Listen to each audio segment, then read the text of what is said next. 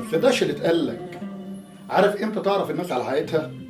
لما تعيش معاهم، لما تشوف افعالهم مش لما تسمع عنهم. اللي بيتقال عن الناس عمره ما كان مقياس، لان الكلام دايما قابل للكذب وللخداع والتزييف، لكن التصرفات عمرها ما بتكذب. كم مرة سمعنا كلام وحش عن فلان او علان او عن حد، ولما قربنا منه لقيناه افضل من عالم كتير.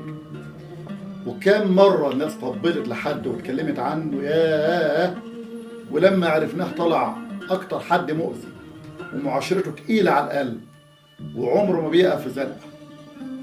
المضحك بقى ان الناس اللي كانت بتتكلم على بعض بالسوء تلاقيهم بعد شوية سمنة على عسل وبيضحكوا في وش بعض كأنه ما فيش اي حاجة بينهم. عشان كده خدها قاعدة، ما تصدقش المظاهر ولا تصدق الكلام، صدق الافعال. الناس معاك لان دي الحقيقة الوحيدة اللي تهمك.